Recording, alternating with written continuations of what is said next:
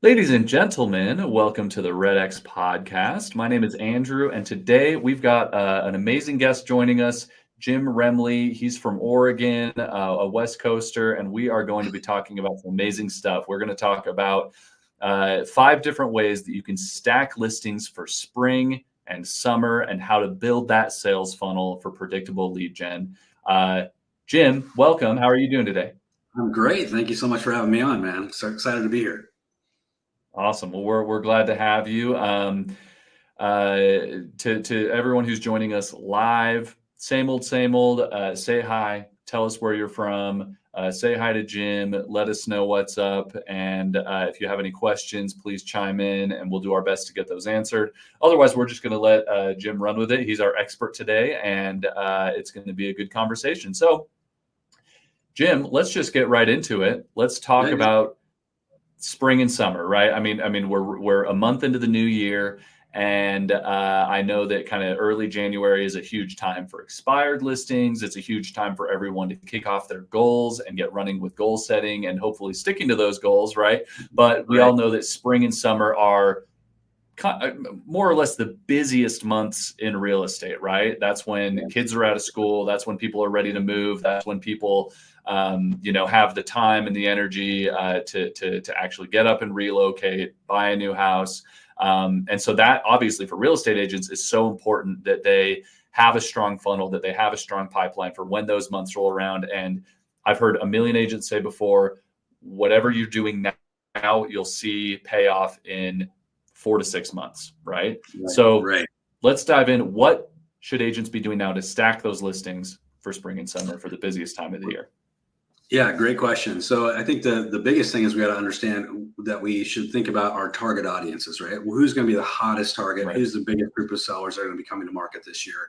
And statistically, it was shown last year, and it's going to be true again this year, that the hottest market segment for sellers are, some people would call this the silver tsunami. That's just this, we're starting the starter wave of that, right?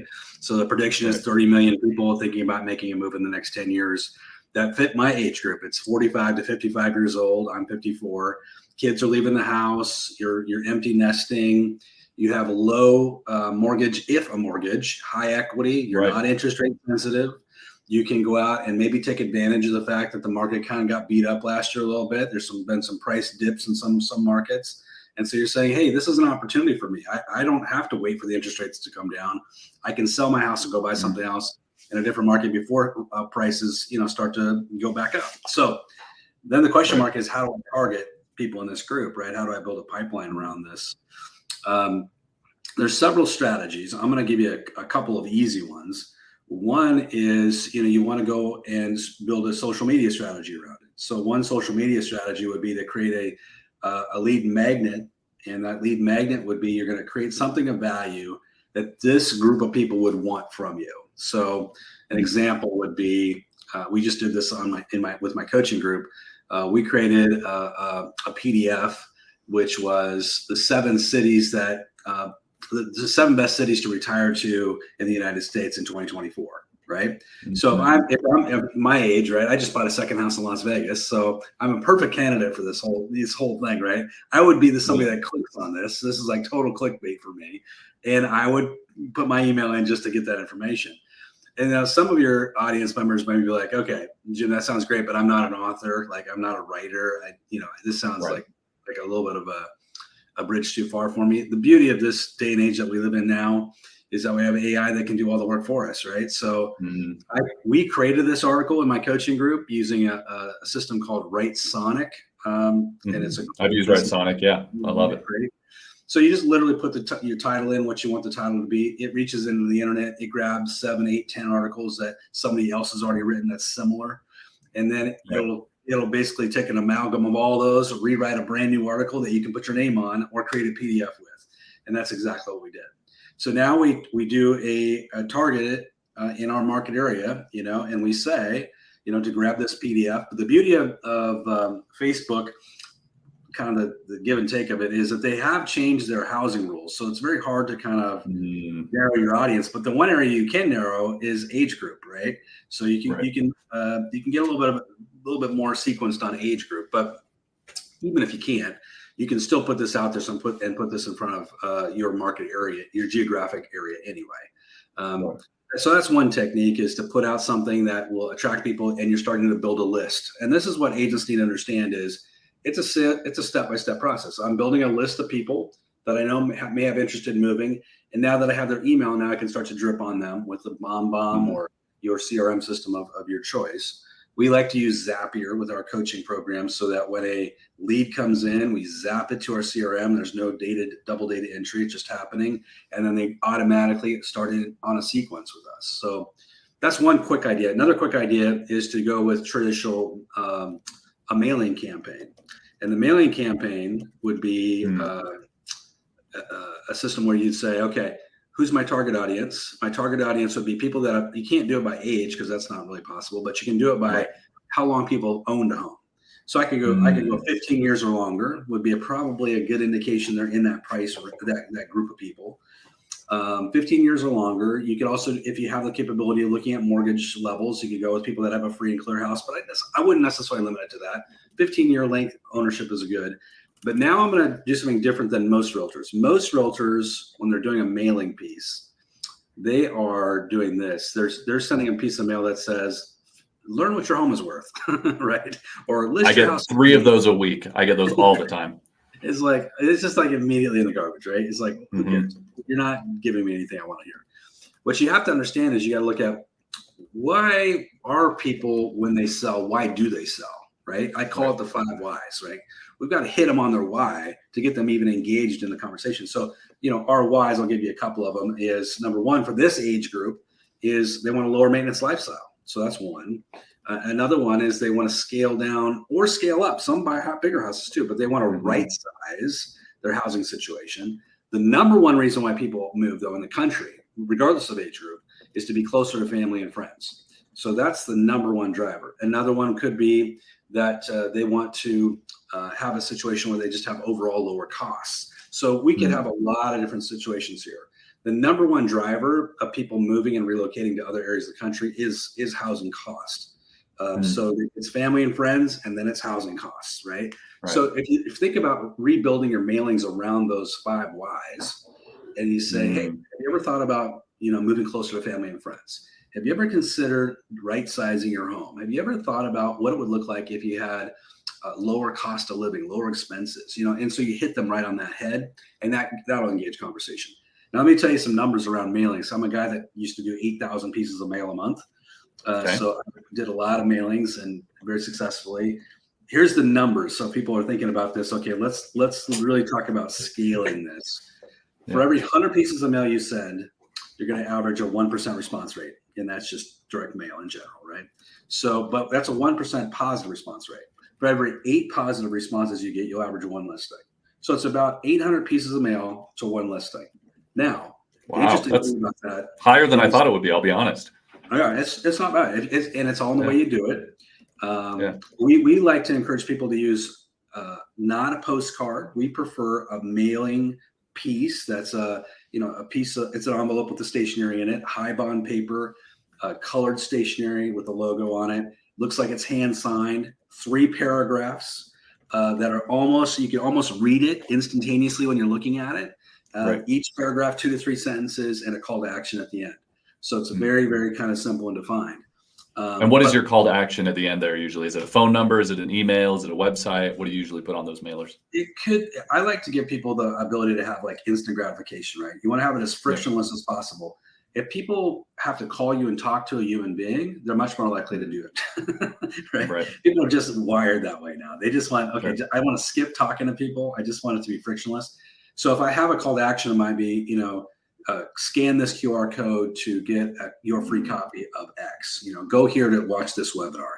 Go here to get your free whatever. When they land on that landing page, they're going to be prompted to put their information in, and then it's going to start the drip sequence again, right? Right. Okay. There's always going to be my phone number. They can always call me and text me, and I certainly would love that if they did that, but I also want to make it frictionless as possible. Right. But when we get into that whole concept of the 1% rule, so 1 listing out of every 800 pieces, what's that cost? the mailing cost is going to be like about $1,500, probably $1.50 to $2 a piece. So if you think, would I spend $1,500 to get a listing? Most agents would say yes, because if you're paying a referral fee, it'd be much more than that. But what people forget is that you also still have 7 leads, right? You got 1 lead for every 100 that went out. 1 listed immediately. 7 more will probably list in our coaching experience over the next 2 to 3 years. So you're going to get another, you won't get all of them, but maybe you'll get another 2 or 3 listings over the next 1 to 2 years, 2 to 3 years. So now I've gotten maybe 3 or 4 listings out of that 800 piece mailing. So now if I just say, you know what, I'm going to start to make the investment, $1,500 a month, I'm going to get 1 listing. And now if I can consistently do that, maybe I scale it up and I scale it up and I scale it up. There's a lot of agents out in the world that are spending tens of thousands of dollars on buying leads from Zillow and .com, where they could turn this on a dime and actually take full control over lead generation just with that technique, right? So those are 2 really easy ones to go after that silver tsunami category. But that's just one sales pipeline. I'll give you another really, I think, a good one that a lot of agents are targeting right now that they should absolutely target is the for rent by owner category. And the reason why for rent by owners is really hot right now is for the last 3 months in America, rent prices have gone down. So what we saw, during COVID, rent prices went through the roof. But what happened over the last year in 2023 is that there was 550,000 new rental units built and finished in the country. So that was the highest number in 40 years.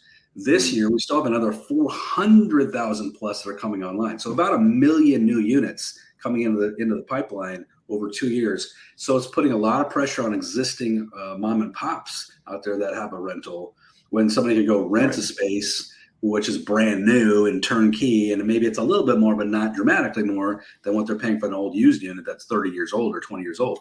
So, and do you think that there's some overlap between this silver tsunami and people who own rentals? Is it people who are maybe getting ready to retire, maybe cash out on all their equity that own rentals? Is that fair to say? 100%. The most likely it is going to be somebody 45 to 55 or even older that owns these rental units. And they're dependent on this as a part of their retirement income stream or their retirement plan. And they're getting really nervous because what's happening is vacancy rates are starting to rise. And at the same time, rental rates are going down. I was talking to some friends in Boise, and they were telling me that the vacancy rate there is now 7%, which is huge. My wife actually owns a property management firm here in Oregon. She has 700 doors, and they are feeling the pinch. You're starting to see it's like crickets in our office right now for people renting. So not getting a lot of calls from renters wanting to rent these units, and so prices are falling. Even my own personal units, we've reduced our prices a few times. So this creates an opportunity, and the opportunity is when you see places advertised on Craigslist or Facebook Marketplace, or even your old-fashioned local newspaper. This is a time for you to get on the phone and say, "Hey, Jim Remley with ABC Real Estate, just noticed you had a vacancy on your units over on Johnson Street. I just had a quick question. Are they still available?" And people say yes, no. And I'll say, well, the reason I'm calling is I'm just curious. Have you ever considered selling these units? Because I've got a lot of investors still out in the market looking for units like yours. And, you might want to lock in your profits. I know vacancy rates are rising and interest rates are kind of been, rental rates have been kind of flat, even declining in some markets. Have you ever thought about selling? They're going to say yes or no, right? If they say yes, you say, great, make an appointment to go look at the properties, of course. If they say no, that is another opportunity, because I could say, well, if you're not selling, let me ask you, would you be a buyer if I could find you some other units that are similar to the ones you own? Yes. Is I'm obviously making these calls, so I do run into a lot of other units. So they're either a buyer or a seller, right? They're usually never are they nothing, right? They're usually one or the other. So assume that they don't become a seller, but they do become a buyer, and you can build up a pool of 5, 10, 15, 20 investors over the next 12 months. If you have a pool of 15 to 20 investors in your back pocket, you now have a real asset, because these people do what I would call serial business. They're doing more than one transaction. They're doing multiple transactions. They're buying and selling and doing deals. And now you are getting unlisted properties because you're out there prospecting. You're putting these things together and you're making bank. You're getting listings done, right? So that's a really, really powerful one. right? And I have just a couple quick things to say about for rent by owners there, Jim, is that first off, shameless plug, REDX, you talked about all the different places that people can go to find these. You know, you can go to your local listings, your local paper, you know, even Zillow rentals to find those numbers, scrape them. But REDX does that all for you. So if you buy our FRBO for rent by owner product, you can get all those rental properties, have these kind of conversations that Jim is talking about. And the other thing I love about this is they're usually business savvy people who are always willing or usually willing to talk business, right? Expireds for sell by owners, they can be a little resistant. They can be a little salty sometimes. That's okay. They're low hanging fruit, right? But for rent by owners, the numbers always talk. And so if you say, hey, you know, you have this rental property, let's say it's a you know, silver tsunami type person, someone in an older age group who has these rental properties, you can say, well, right now you can, you know, it's either vacant or maybe you're only making, you know, $1,500 a month off of it. What does $500,000 or $400,000, however much it sells for, look month to month for the rest of your retirement, right? So if you can make those numbers make sense, if it adds up, if they have a lot of equity in those rentals, that's a really easy, good conversation based on hard numbers and hard data. So I love that for rent by owners. What's next? It's a great point. I'll give you one more tactic with that too. Sometimes if they say to you, no, I want to keep them. I learned this from one of my buddies, Dan Mullihan, amazing agent. His phraseology back to them when they say that is, no, I want to keep them. His next question is, well, may I ask you why do you want to keep them? This is such a great question, by the way. Why do you want to keep them? I would guess it's because you think they're a great investment, right? And they'll say yes. And I'll say, let me ask you, if I could do find you an investment that was better than that one, would you consider at least looking at it? If I could give you a higher rate of return than what you're getting on your current property, would you consider it? And he's put together deals just from that little conversation of taking it one level deeper, right? And I just thought that was absolutely brilliant. Okay, I love that. Smart things. You know, you get so many ideas from other people. It's great. Another strategy that I would look at for me would be looking at getting hyper local in your market. And what I mean by hyper local is really looking at when you look at like a Zillow, for instance, or a Realtor.com, and you think, how do I compete with these billion-dollar companies? Here's what they can't do. They can't create relationships with local people, and they certainly don't have a relationship with the community. And those are two things that you can do.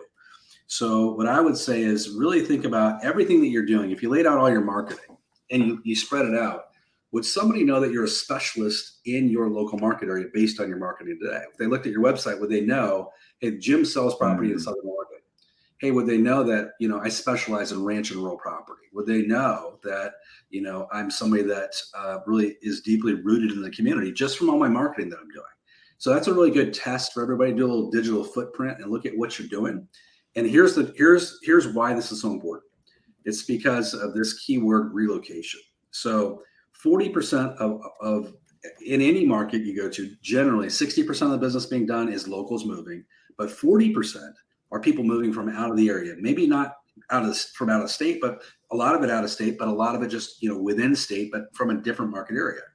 So the thing is, I want you to think about, have I positioned myself around the word relocation? Does my website have a relocation tab? Does my card say relocation specialist on it? Do I have a relocation kit that I've developed? And how can I start positioning myself around relocation? And also on social media, I should be starting to call myself a global realtor, not just a local realtor. So I might do a post and say, if you've ever thought about moving anywhere in the country, did you know that I can help you with that process? I can help find you an agent in that market area, but also give you really good details about, you know, cost of living and everything else that's involved in making that move. You know, reach out to me if you're thinking about relocation, because I'm a relocation specialist. There's a lot of nuances to it. So that is a key area. And I'll give you a tip there. And it's working with HR people. So human resource directors. And what is a human resource director? Well, human resource director is basically a recruiter in a lot of ways for companies that are, you know, mid-level to large companies. So if they have 25 agents or not agents, but 25 people or more at a company, a lot of times they have an HR person. So in your local community, think about all the businesses that have 25 or more employees. And then think about, how can I just start going out and reaching out to these HR directors? One way to easily find them, by the way, and make connections, use LinkedIn.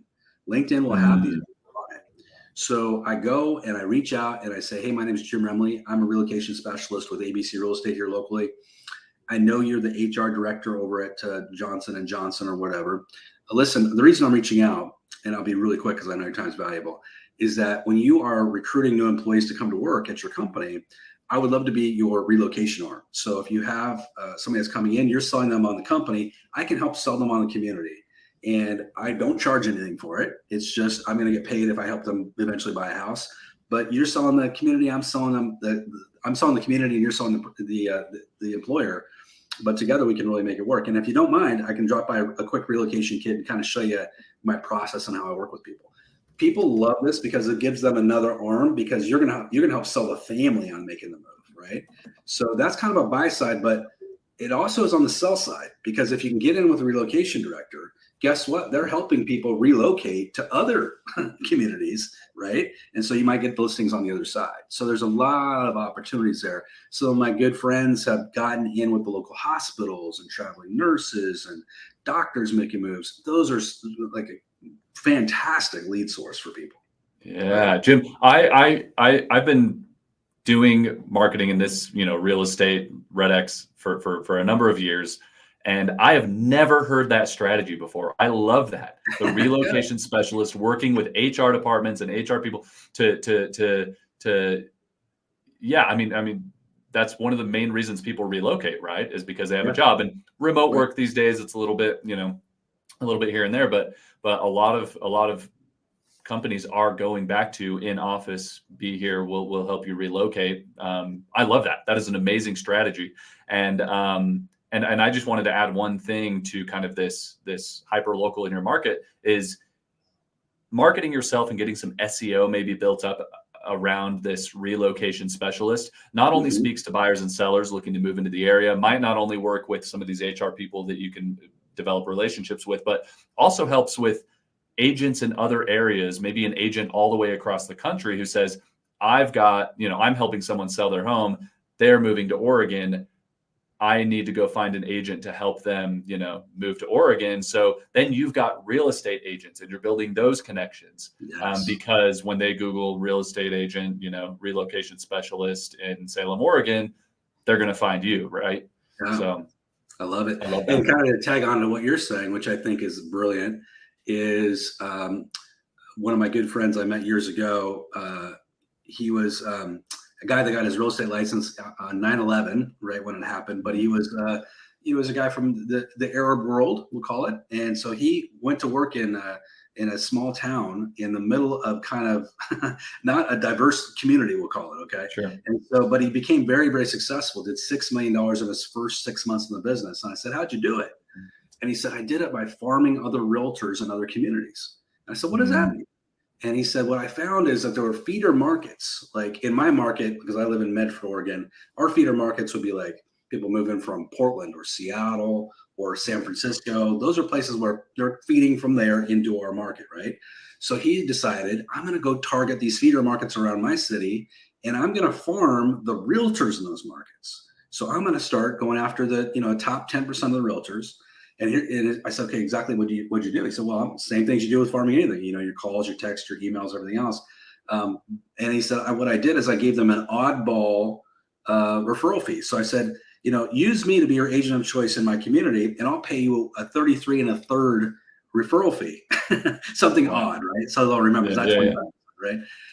And I'll give you an update every week on everything that's happening with everybody you refer. So you're going to get clear communication, and I promise to get you paid within 24 hours every closing. And he just crushed it with that, just absolutely crushed it. So it's kind of right along the lines of what you're saying too. Really quick on relocation, 2 more quick things on this. I happen to own 3 RV parks. It's one of my investment strategies. Cool. So I would tell you that you have a lot of people that are in RVs that are shopping for homes in communities, right?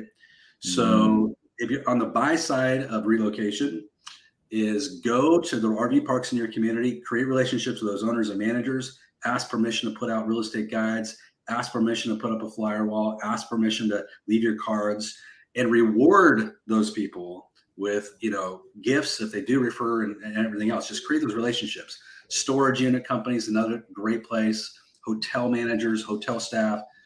if you create this as a farm, you'll crush because no one else is doing it. Most agents are so focused on completely online lead gen that they don't go hand-to-hand combat anymore. They're not out in the field. They're not out in the trenches, and they miss opportunities all the time. And by the way, all of this I'm talking about, this last section, is almost free. It's very, very inexpensive. Right. To start, right? Yeah, it's just relationships, right? It's relationship building, getting to know the right people, and having that you be their go-to person. Right. I love that. Absolutely. So, in terms of kind of traditional real estate, I'll give you a couple ideas, which the REDX is so good. And I've worked with REDX for 20, 30 years now, it feels like. It is literally that long. I mean, I've been working with them forever. I can't recommend them enough. I use them all the time in our coaching program. But the couple of things that when we're showing homes, here's a couple of techniques where you can use the REDX directly. Everybody's showing homes every week, but you're not using it you're not leveraging that opportunity. And the way you can leverage that opportunity is when you show a home, is you put a pin on a map and you say, I'm going to use the 5-5-10 approach. 5 homes on either side, 10 homes across the street. I'm going to use the REDX, put a pin on the map. I'm going to see who owns these homes. It's going to be really easy for me to look at the names and phone numbers and email addresses in many cases of these folks. Now, if I'm smart, I'm going to get on the phone. I'm going to call them and I'm going to say, hey, my name is Jim Remley. And you're going to notice the script is different. A lot of you are afraid of cold calling. Think of this as a warm call. So you get on the phone. Hey, this is Jim Remley with ABC Real Estate. You probably noticed your neighbor, which is across the street from you, has their home for sale. I showed it yesterday morning, but the buyers I showed it to didn't quite check all the boxes. They love the neighborhood, though. And that's the reason I wanted to make a quick call to you. I'm just wondering, I know this is crazy and out of the blue, but have you ever, 3 evers, considered selling your home if you had plenty of time to find your dream home? You're going to get in a conversation. Now, keep in mind, there's just a new study out Zillow just put out last week that shows that 22 to 23% of the population that own homes is considering selling in the next 3 years. And what's interesting is that people that have got this low interest rate, and we call them locked-in sellers, are warming up. They're part of that group to selling now because interest rates have come down. They're sick of being where they're at, no matter what the interest rate is. They're gearing up to sell. So as you're driving through every neighborhood on your way to work, on your way to school, everything else, taking kids to school, just imagine that out of every 10 homes you drive by, 2 of them are going to be in the market in the next 3 years. The question is with you. With who? You or someone else? This technique that I'm talking about absolutely crushes. It works. But let me give you another spin on it. Another spin is you write an offer and it fails. That's another call you can make to those. Same thing, 5-5-10.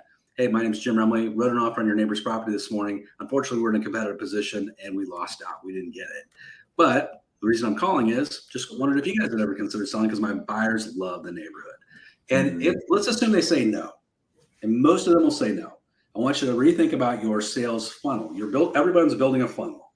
The funnel is you're filling people on the top of the funnel so eventually they come out the bottom. And the way that they do that is because you're dripping on them over time. You're 20 to 50 contacts over the course of a year. How do you put people on the top of the funnel is you don't just hang up and say, oh, they're not interested in selling right now. No. We're going to capture that lead. So what I'm going to say to them, if they say no, I say, hey, totally understand. I wouldn't sell your house either. It looks amazing. But can I ask you, would you be interested to know what that house across the street from ours sells for? If you're interested, if you're curious, because it will affect your home value, by the way, I'll be happy to shoot you a text or email and let you know what that final sales price is when it does sell. Would you be curious? They'll say yes or no. Usually they'll say yes. Great. Just if I can grab your email address, I'll put you in the list. Right. And the secret is you already have their email address because you're using the REDX. So you can do it that way. Right. But, you get permission. Now, a few of you listening to me right now are already shutting down. You're like, I'm too afraid to make calls. This is like outside my wheelhouse. I don't want to do it. Just transfer everything into a text. Just do a text instead. You're not doing a blast text. You're not doing 1,000. You're just doing 5-5-10. Showed your house, your neighbor's house, did some research, found your phone number, that kind of thing. And you're going to say exactly the same script. A few of you think that's too intrusive. Then do an email. A few of you think that's too intrusive. Then do a mailing, right? Handwritten note. So you're just going to dive in and do the basic fundamentals. You'll win against your competition by just being fundamental focused and just doing the hard work every day, right? So that's another. Absolutely. I love that, Jim. So we've hit 5 points here. We talked about social media strategy. We talked about a mailing campaign for rent by owners, being hyper local in your market, and then kind of a fun new take on just listed or just sold, leveraging neighborhoods. anything else you want to leave with our audience today? Any other strategies that can help us prepare for the spring and summer months that are coming up pretty soon here? Well, the one thing I would leave everybody with is, if you go back in time and you kind of rewind the clock for in 2023, right? Go back to January 2023, and you think about what you did or didn't do in 2023. You take a DeLorean, you go back in time, you say, okay, what didn't I do in 2023? and this is going to be really revealing, because if you want your production to change, the biggest war you have with yourself, and you can probably reflect on it in 2023, is you were not consistent. So consistency is the key. We get lost in the weeds. We get lost in secondary priorities, and we don't do the consistent work. All of the 5 things we just talked about, if you just invested in one of those ideas and you were super ultra consistent with it every single day, you'd probably have a complete career change. There was just a study done about over 2,000 agents last year in 5 metro markets, 2,000 agents. Here, the study that was done showed that 50% had sold less than 2 homes and 70% had sold less than 6 homes. So for those of you that are listening, and you can sell an additional 3 or 4 or 5 or 6 homes based on the things that we talked about today, the magic is going to come from your consistency. So here's the way you get consistent. I'll give you one last tip on this, is create your 5 non-negotiables. We talk about this in my coaching program all the time. And the 5 non-negotiables aren't what I'm creating. It's what you're creating. These are the 5 things you must get done every day before you allow yourself to do anything else, before you have the luxury of going out and investing in something that's going to be chasing squirrels or some new fangled thing. You need the 5 basics. And once you have clarity on that, you're going to start to win. And here's the thing. What that does for you, by the way, is it gives you freedom. And the freedom is you don't have to make a decision. The hardest thing for independent contractors is you have way too much freedom. And you give yourself the freedom to go broke because you don't treat yourself like your own employee, right? So to be your own best employee, you got to treat yourself like an employee and say, these are the 5 things you have to do as my employee to make $300,000 or $400,000 a year. If I don't do these things, I don't make that money. And that's my last message to everybody. Be consistent. Amazing. I love it. And I'm not a real estate agent. I work with a lot of agents, but to me, it sounds like these are 5 things that a few of them, once you get them done, they're good. You set up your lead capture, it's done. You create a few relationships and maybe occasionally nurture those relationships with rental owners or RV pad owner, whatever. That's done. That you're going to be top of mind with them as long as you stay in touch every once in a while. You don't have to do all 5 things every day, because not all 5 things need to be done every day. So in my opinion, and again, this is not an agent's perspective, but it's not that hard just to check all 5 of these things off and to do all these 5 things, a few of them on a consistent basis, most of them, just from time to time, and you'll see the results, you'll see the dividends, and you'll have a successful year, especially ramping up into spring and summer. So amazing. Jim, this has been such great advice. I appreciate it. I know that everyone watching and all of our audience appreciates it.